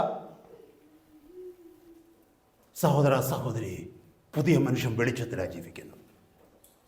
ഇന്ന് എന്നെ കേൾക്കുന്ന സഹോദര സഹോദരി, എന്തെങ്കിലും നിനക്ക് മറയ്ക്കാനുണ്ടോ? മറ്റൊരാൾ അറിയരുതെന്ന് പറഞ്ഞ് എന്തെങ്കിലും നിന്റെ ജീവിതത്തിലുണ്ടെങ്കിൽ യു ലവ് ഡാർക്ക്നെസ്. നിന്റെ ജീവിതത്തിൽ മറ്റാരും കാണരുത്, മറ്റാരും അറിയരുത് എന്ന് പറഞ്ഞ് നീ എന്തെങ്കിലും മറച്ചു പിടിക്കുന്നുണ്ടെങ്കിൽ, എന്തിനെ ഓർത്തെങ്കിലും ഭയപ്പെടുന്നെങ്കിൽ നീ ഇരുട്ടിലാണ് ജീവിക്കുന്നത് കേട്ടോ. നീ വെളിച്ചത്തിലല്ല ജീവിക്കുന്നത്. ഏത് മരത്തിലാണെന്ന് ഓർക്കണം. പഴയ മരത്തിലാണോ അതോ പുതിയ മരത്തിലേക്ക് വന്നോ എന്ന്. ക്രിസ്തുവിലേക്ക് നീ ബഡിൻഡ് ആയോ അല്ലെങ്കിൽ ഗ്രാഫ്ഡിൻ ആയോ, ഗ്രാഫ്റ്റഡ് ആയോ ചിന്തിക്കേണ്ടിയിരിക്കുന്നു സഹോദര സഹോദരി. നമ്മുടെ ജീവിതത്തിൽ തെറ്റ് പറ്റത്തില്ലെന്നല്ല. 15 വയസ്സ് 18 വയസ്സുള്ള ഒരാൾ കാല് തെറ്റി വീഴത്തില്ലെന്നല്ല, വീഴത്തില്ലയോ? നമ്മൾ എത്രയോ തവണ വീണ്ടിരിക്കുന്നു. മൂക്കും കുത്തി ഐസൊക്കെയുള്ള സമയത്തല്ലേ, ബ്ലാക്ക് ഐസൊക്കെ കിടക്കാതെ നമ്മൾ നടക്കുന്ന കൂട്ടത്തിൽ മൂക്കും കുത്തി വീഴും. വീഴാൻ ആഗ്രഹിച്ചിട്ടാണ് വീഴുന്നത് അല്ല. പക്ഷേ 1 വയസ്സുള്ള ഒരു കുഞ്ഞ്, 6 മാസമുള്ള ഒരു കുഞ്ഞ് എപ്പോഴും വീഴും. 6 വയസ്സുള്ള ഒരു കുഞ്ഞ്, 6 മാസമുള്ള ഒരു കുഞ്ഞ് എപ്പോഴും വീഴും. 35 വയസ്സുള്ള ഒരു യുവാവ്, ഒരു ചെറുപ്പക്കാരൻ ചിലപ്പോഴൊക്കെ വീഴും. പക്ഷെ വീഴാൻ ആഗ്രഹിച്ചിട്ടല്ല വീഴുന്നത്. ഈ വീഴുന്നതിനെ കുറിച്ചല്ല ഞാൻ പറയുന്നത്. Sometimes you may fall, I fall. പക്ഷെ വീണ് അവിടെ കിടക്കത്തില്ല. നമ്മൾ ആരെങ്കിലും കണ്ടിട്ടുണ്ടോ? ആരെങ്കിലും അവിടെ കാല് തെറ്റി സ്ലിപ്പ് ഓഫ് ആയിട്ട് വീണിട്ട് അവിടെ കിടക്കുന്നത്? എഴുന്നേക്കാൻ വയ്യെങ്കിൽ കിടക്കും എന്നുള്ളതല്ലാതെ അവിടെ കിടക്കാൻ ആരെങ്കിലും ആഗ്രഹിക്കുന്നുണ്ടോ? നമ്മൾ ചാടി എണീക്കും. പക്ഷെ നമ്മുടെ കുഞ്ഞുങ്ങളോ, 3 വയസ്സുള്ള ഒരു കുഞ്ഞ് വീണാലോ അവിടെ കിടക്കാനാണ് ഇഷ്ടം. സഹോദര സഹോദരി, ഞാൻ അതിനെക്കുറിച്ചല്ല പറയുന്നത്. നമ്മൾ വീഴത്തില്ല, നമ്മൾ പെർഫെക്റ്റ് ആണെന്നല്ല പറഞ്ഞത്. പക്ഷേ I hate sinning, I hate lying. I hate rebelling. I hate pride. I hate thinking high of me. I hate propagating and professing about me. I hate everything that God hates. നമുക്ക് അങ്ങനെ പറയാൻ കഴിയണം. അത് നമ്മുടെ ആഗ്രഹമായിരിക്കണം. നമ്മൾ അത്രയും ആയില്ലെങ്കിലും കുഴപ്പമില്ല. 4-ാം ക്ലാസ്സിൽ പഠിക്കുന്നൊരു കുഞ്ഞ് പറയുക എനിക്ക് ഡോക്ടറാകണമെന്ന് പറയുന്നത് കുഞ്ഞിൻ്റെ തെറ്റൊന്നുമല്ല, കുഞ്ഞിൻ്റെ ആഗ്രഹം. അതിനകത്ത് തെറ്റൊന്നുമില്ല. ഉണ്ടോ? ഡോക്ടറായില്ല. 5-ാം ക്ലാസ്സിൽ പഠിക്കുന്നൊരു കുഞ്ഞ് പറയുക എനിക്കൊരു സ്പോർട്സ് മാസ്റ്റർ ആകണമെന്ന് പറഞ്ഞാൽ there is nothing wrong in that. അല്ലേ? 7-ാം ക്ലാസ്സിൽ പഠിക്കുന്ന 5-ാം ക്ലാസ്സിൽ പഠിക്കുന്ന 10 വയസ്സുള്ള മോൻ പറയുക എനിക്ക് ഒളിമ്പ്യൻ ആവണം, I want to run in the Olympics. അവൻ ഒളിമ്പ്യൻ ആയോ? പക്ഷെ ആ കുഞ്ഞിൻ്റെ ആഗ്രഹമാണ് ഒളിമ്പ്യൻ ആകണമെന്ന്. There is nothing wrong in you saying that I want to be like Christ. യേശുവിനെ പോലെ എനിക്ക് ആകണമെന്ന് പറയുന്നതിനകത്ത് തെറ്റൊന്നുമില്ല. അങ്ങനെ ആകാനാണ് നമ്മളെ വിളിച്ചിരിക്കുന്നത്. നമ്മളായിട്ടില്ലെങ്കിൽ ആകാനായി ആഗ്രഹിക്കുക. അപ്പോസ്തലനായ പൗലോസിനെ പോലെ കർത്താവിൻ്റെ രാജ്യത്തിനും ദൈവസഭയ്ക്കും പ്രയോജനമുള്ള ഒരു ദൈവദാസനായി, അല്ലെങ്കിൽ അമീക്കൈമകളിനെ പോലെ അല്ലെങ്കിൽ മറ്റ് ദൈവവചനത്തിൽ പറയുന്ന സഹോദരിമാരെ പോലെ ഫീബെ ആയിക്കോട്ടെ, പലരുണ്ടല്ലോ അതിനകത്തൊക്കെ കുറിച്ച് പറയുന്നുണ്ടല്ലോ. അവരെ ആരെയും പോലെ എനിക്ക് ആകണമെന്ന് പറഞ്ഞ്, അല്ലെങ്കിൽ മേരിയെ പോലെ, Mary or anybody, you take an example from the scriptures and say, I want to be like her, I want to be like him. There is nothing wrong in that. പുതിയ മനുഷ്യൻ വെളിച്ചത്തിൽ ജീവിക്കുന്നു. Hallelujah. And the old man was eager to believe various false theories and lies, and he enabled himself to justify and hide his selfishness. പഴയ മനുഷ്യൻ്റെ പ്രത്യേകത എന്തെന്നറിയാമോ? എന്തും വിശ്വസിക്കുമായിരുന്നു.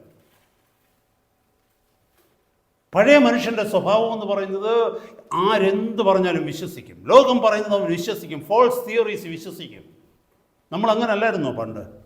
നമ്മൾ ആര് പറയുന്നതായിരുന്നു കേൾക്കുന്നത്? നമ്മുടെ കൂട്ടുകാർ പറയുന്നത് കേൾക്കുന്നത്. അതിൻ്റെതൊക്കെ നമ്മൾ അനുഭവിച്ചിട്ടുമുണ്ട് അല്ലേ? കൂട്ടുകാർ പറയുന്ന വഴിയിലൂടെ പോയിട്ട് നമ്മൾ അതിൻ്റെ അനുഭവിച്ചിട്ടുമുണ്ട്. എന്നാൽ ഇന്നങ്ങനെയാണോ? New man love truth, and he hates, or it hates, anything that stand contrary to the truth. പുതിയ മനുഷ്യൻ്റെ പ്രത്യേകത എന്താണെന്നറിയാമോ? സത്യം മാത്രം വിശ്വസിക്കും. ദൈവവചനത്തിൽ നിന്ന് വരുന്ന സത്യങ്ങൾ, ദൈവജനം പറയുന്ന, അല്ലെങ്കിൽ ദൈവത്തെ ഭയപ്പെടുന്ന മനുഷ്യർ പറഞ്ഞു തരുന്ന വാക്കുകൾ. കാരണം ഒരു കാര്യം വിശ്വസിക്കുന്നതിന് മുമ്പ് പുതിയ മനുഷ്യൻ പലതവണ ചിന്തിക്കും. പഴയ മനുഷ്യൻ അങ്ങനല്ല, എന്ത് കേട്ടാലും വിശ്വസിക്കും. ആരുടെ പുറകെ വേണേലും പോകും, എന്ത് കാര്യങ്ങളും ചെയ്യും. അതാ പഴയ മനുഷ്യൻ. അവനെയാ കൊല്ലേണ്ടത്. പഴയ മനുഷ്യൻ പിന്നെ പുറകെ പോയി കഴിഞ്ഞാൽ നീ എവിടെയാ എത്തുന്നതെന്നറിയാമല്ലോ. കാരണം ആദമിക് നേച്ചറാ. പുതിയ മനുഷ്യനാരാ?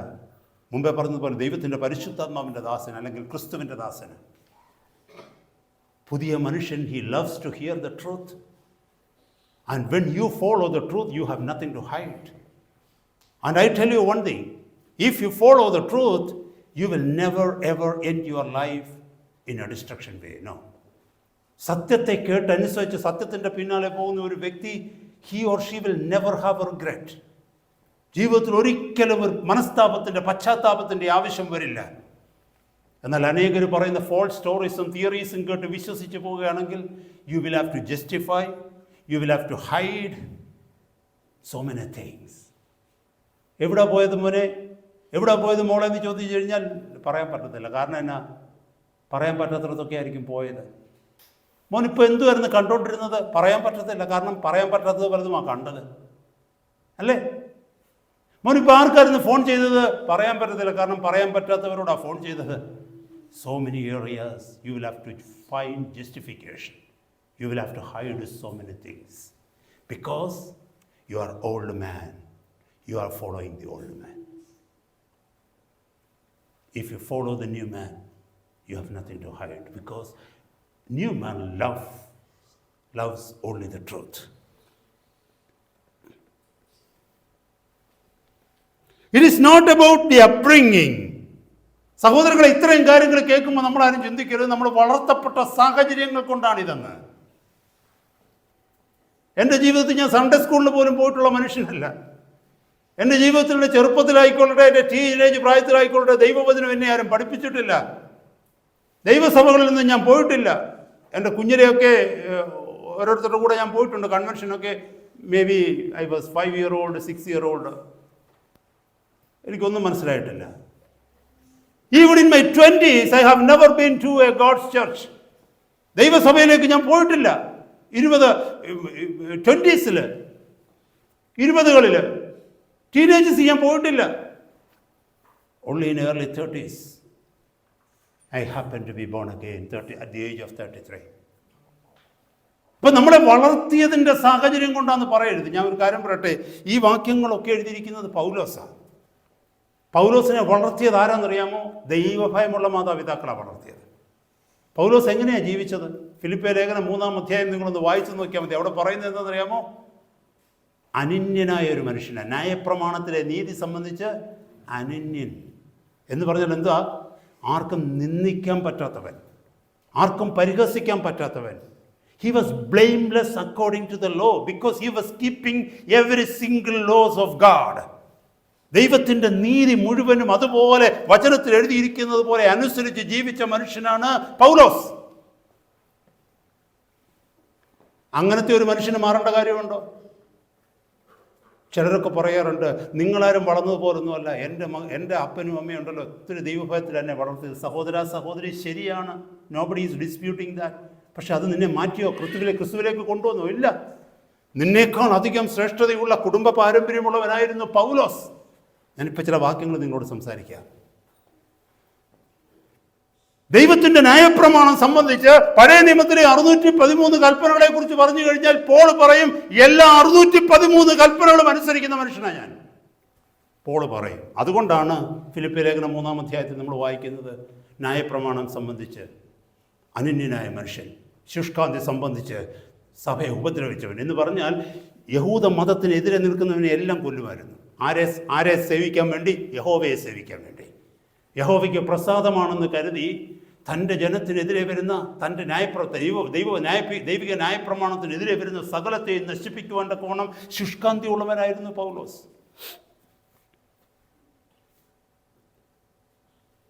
അപ്പോസ്തലപ്രവൃത്തി 26-ാം അധ്യായം നിങ്ങളൊന്ന് വായിക്കണം. അഗ്രിപ്പ രാജാവിൻ്റെ മുമ്പിലുള്ള ടെസ്റ്റിമണിയാണ് പൗലോസിൻ്റെത്.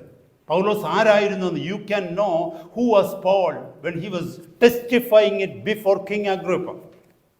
In Acts 26, you go back and read that. I don't have time to explain every scriptures therein. അവിടെയുള്ള വചനങ്ങളെല്ലാം സഹോദരങ്ങളെ നിങ്ങളെ വായിച്ചു കേൾപ്പിക്കാൻ പറ്റുന്നില്ല. അവിടെ ഒന്ന് പോയി ഒന്ന് വായിക്കണം. Apart from Christ, listen to me this. Apart from Christ, even his religious zeal found wrong direction. ക്രിസ്തുവിൽ വരുന്നതിന് മുമ്പ്, ഈ പുതിയ മരത്തിലേക്ക് വരുന്നതിന് മുമ്പ്, അവൻ്റെ റിലീജിയസ് സീൽ വരെ, മതപരമായിട്ടുള്ള അവൻ്റെ സോ കോൾഡ് ആത്മീയമായിട്ടുള്ള അവൻ്റെ ശുഷ്കാന്തി എന്ന് പറയുന്നത് റോങ് ഡയറക്ഷനിലേക്ക് അവനെ കൊണ്ടുപോയിക്കൊണ്ടിരുന്നത്. ശ്രദ്ധിക്കണമേ. ഇത് തന്നെയാണ് എൻ്റെയും നിങ്ങളുടെയും ജീവിതത്തിൽ. എൻ്റെ ജീവിതത്തിൽ പോട്ടെ വിട്ടേരെ, എൻ്റെ ജീവിതത്തിൽ പണ്ടും ശുഷ്കാന്തി ഇല്ലായിരുന്നു, ഇപ്പോഴാണ് കുറച്ച് ശുഷ്കാന്തി വരാൻ തുടങ്ങിയത്. പക്ഷേ ഇവിടെ ഇരിക്കുന്ന പലരും വലിയ ശുഷ്കാന്തി ഉണ്ടായിരുന്നു. കത്തോലിക്ക ബാക്ക്ഗ്രൗണ്ടിൽ നിന്ന് വന്നവർ ഇവിടെയുണ്ട്, മർത്തോമ ബാക്ക്ഗ്രൗണ്ടിൽ നിന്ന് വന്നവരുണ്ട്, ഓർത്തഡോക്സ് ബാക്ക്ഗ്രൗണ്ടിൽ നിന്ന്, യാക്കോബ ബാക്ക്ഗ്രൗണ്ടിൽ നിന്നൊക്കെ വന്നവരുണ്ട്, ഹൈന്ദവ ബാക്ക്ഗ്രൗണ്ടിൽ വന്നവരുണ്ട്. നിങ്ങളുടെ ഓരോരുത്തരുടെയും മതപരമായ ചടങ്ങുകളെക്കുറിച്ച് എത്ര ശുഷ്കാന്തി നിങ്ങൾക്കുണ്ടായിരുന്നു, ശരിയല്ലേ?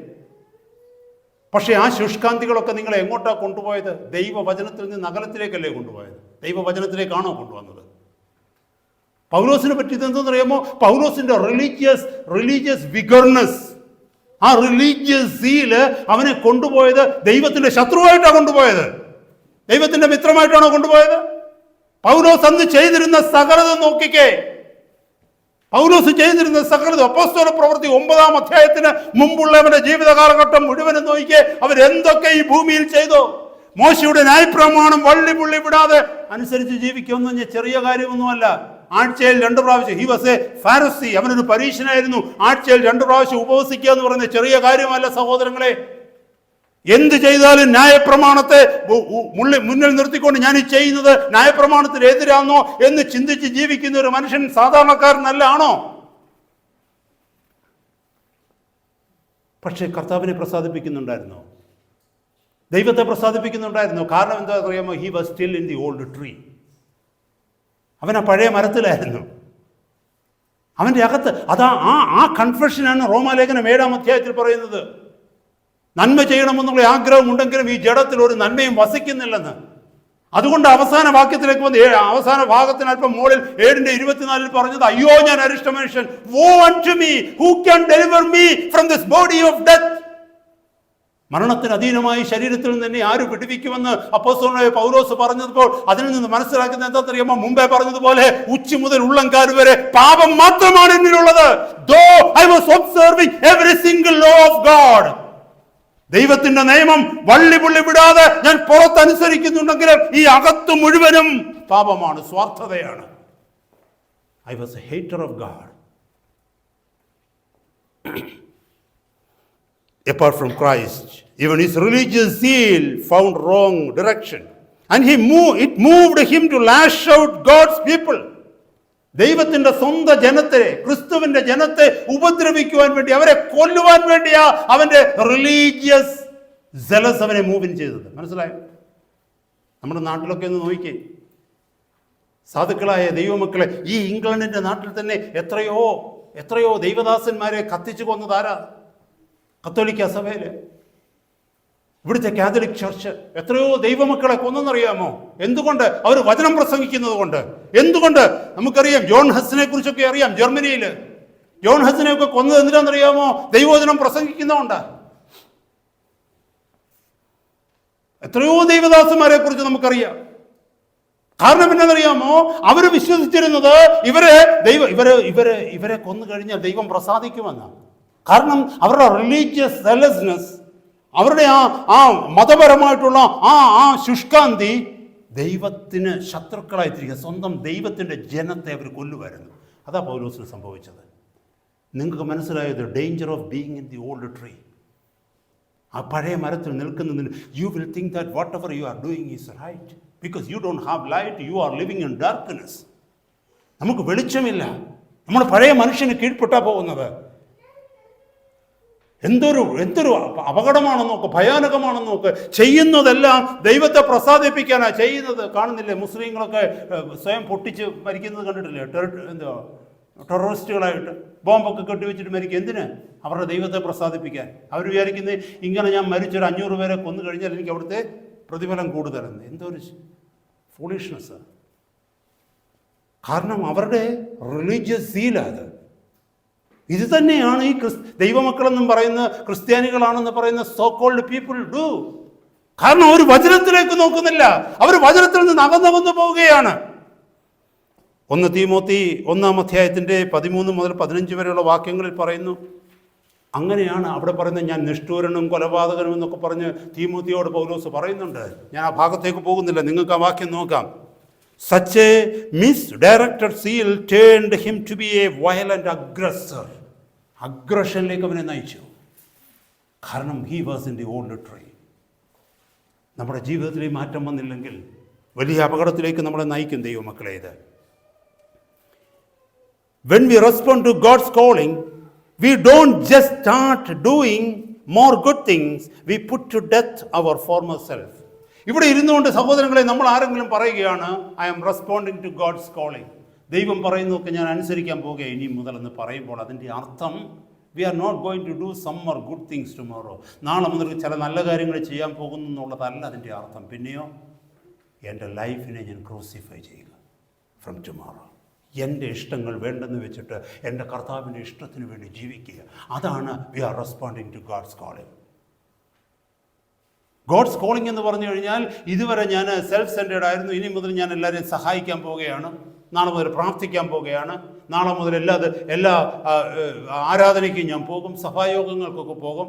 അതല്ല പ്രൈമറിലി ഗോഡ്സ് കോളിങ്ങിന്. ദൈവ വിളിക്ക് നമ്മൾ റെസ്പോണ്ട് ചെയ്യുക എന്ന് പറഞ്ഞാൽ അതിൻ്റെ അർത്ഥം, ദൈവ വിളിക്ക് റെസ്പോണ്ട് ചെയ്യുക എന്ന് പറഞ്ഞാൽ പഴയ മനുഷ്യന് കീഴ്പ്പെട്ടിരുന്ന ഞാൻ ഇനി പഴയ മനുഷ്യന് കീഴ്പ്പെടത്തില്ല. പഴയ മനുഷ്യനെ കൊന്നു, അവനെ കൊല്ലണം.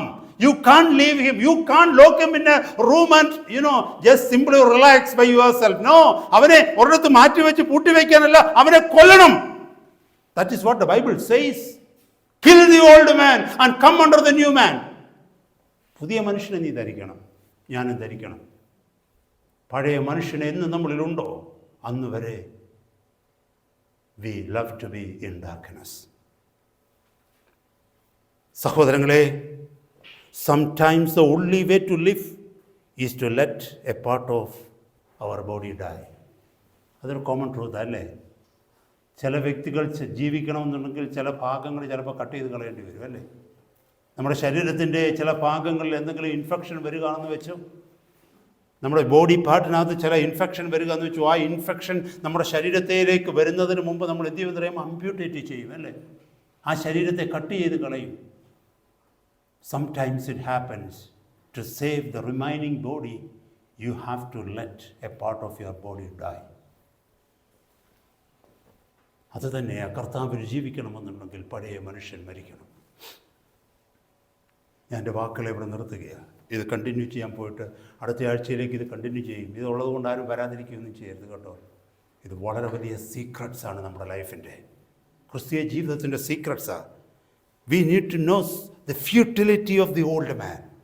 നിങ്ങൾ ആ ഓൾഡ് മാനെ നിങ്ങൾ വെറുക്കണം. ഞാൻ പറഞ്ഞല്ലോ, ഞാൻ നിങ്ങളോട് പണ്ടൊരു ടെസ്റ്റിമണി ഷെയർ ചെയ്തതല്ലേ, എൻ്റെ പഴയ ഫോട്ടോസൊക്കെ കാണുന്നത് എനിക്ക് ഇഷ്ടമല്ലെന്ന് പറഞ്ഞാൽ അതിൻ്റെ അർത്ഥം യുവത്വത്തെ കാണുന്നത് അല്ലെ ചെറുപ്പകാലത്തെ കാണുന്നത് ഇഷ്ടമല്ലെന്നല്ല. when I look into that old photographs, it comes into my mind, who was I? ആ പഴയ ഞാൻ എന്തൊക്കെയാണ് കാണിച്ചതെന്നുള്ള ചിന്തകളാണ് ആ ഫോട്ടോഗ്രാഫിലൂടെ ഞാൻ കാണുന്നത്. അതുകൊണ്ട് തന്നെ അത് കാണാൻ ഞാൻ ആഗ്രഹിക്കുന്നില്ല പലപ്പോഴും. You have to hate the old style. You have to hate the old man. Otherwise, you cannot fear God. You cannot live in the beauty of Christian life. ക്രിസ്തീയ ജീവിതത്തിൻ്റെ മഹത്വത്തിലും ആ മനോഹാരിതയിലും ജീവിക്കുവാൻ നമുക്ക് കഴിയത്തില്ല. 1-2 വാക്യങ്ങൾ ഒന്ന് വായിച്ചിട്ട് ഞാൻ നിർത്തുവാനായിട്ട് ആഗ്രഹിക്കുന്നു. 1 കൊരിന്ത്യർ 2-ാം അധ്യായത്തിലേക്ക് വരുമ്പോൾ 1 കൊരിന്ത്യർ 2-ാം അധ്യായത്തിൻ്റെ 14-ാമത്തെ വാക്യം ഒന്ന് വായിച്ച്. 1 കൊരിന്ത്യൻസ് 2-ാം അധ്യായത്തിൻ്റെ 14-ാമത്തെ വാക്യം.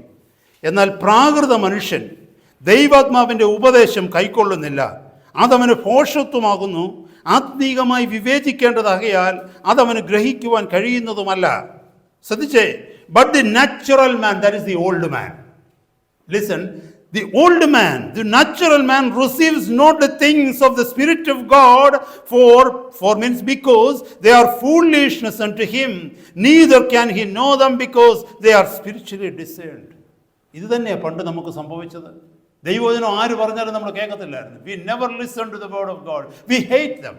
ഇന്നതല്ലേ നമ്മുടെ വീടുകളിലുള്ളവരോട് കൂട്ടുകാരോടൊക്കെ വചനം ഒന്ന് പറയാനായിട്ട് നോക്കി അവർ മുഖം തിരിക്കും. എന്തുകൊണ്ട്? പ്രാകൃത മനുഷ്യന് അത് അംഗീകരിക്കാൻ പറ്റില്ല. Natural man cannot understand it. Old man cannot understand it. Because he doesn't want to be changed. He is in darkness. There is no light there. There is no conviction of sin. പാപത്തെക്കുറിച്ചുള്ള ബോധ്യം വരുന്നില്ല. കാരണം പരിശുദ്ധാത്മാവിന്റെ ഉള്ളിലില്ല. അവൻ പഴയ മനുഷ്യനാണ്. പഴയ മരത്തിലാണ് അവൻ നിൽക്കുന്നത്. ആദമിക് നേച്ചറിലാണ് അവൻ വസിക്കുന്നത്. ആ ട്രാൻസ്പ്ലാന്റേഷൻ, ആ ഗ്രാഫിങ് നടന്നിട്ടില്ല. നമ്മൾ പ്രാർത്ഥിക്കേണ്ടതാ, കർത്താവേ നമ്മുടെ ജീവിതത്തിൽ അങ്ങനത്തെ നേച്ചർ, ആ പഴയതിനെ വീഴുന്നതിനെ കുറിച്ചല്ല ഞാൻ പറയുന്നത് കേട്ടോ. We fall sometimes. I don't talk about that. ഞാനത് I think enough I had explained that. അതിനെക്കുറിച്ചല്ല പറയുന്നത്. പക്ഷേ ഹൈഡ് ചെയ്യും, മനഃപൂർവ്വം പാപം ചെയ്യുക, and left to sin, and there is no fear of God. അതിനെക്കുറിച്ചാണ് ഞാൻ സംസാരിക്കുന്നത്. That is what I am talking about. Love to be into darkness. Never fear God. Such people I am talking about. You are still under the custody of the old man. പഴയ മനുഷ്യന്റെ കീഴിലാണ് നീ. പഴയ മനുഷ്യൻ മരിച്ചിട്ടില്ല. ഒരു വാക്യം കൂടെ ഞാൻ ആ ഭാഗത്തുനിന്ന് വായിക്കാനായിട്ട് ആഗ്രഹിക്കുന്നു. എഫേസ്യ ലേഖനത്തിലേക്ക് വരുമ്പോൾ, ബുക്ക് ഓഫ് എഫീഷ്യൻസ്, എഫേസ്യ ലേഖനം 2-ാം അധ്യായത്തിൻ്റെ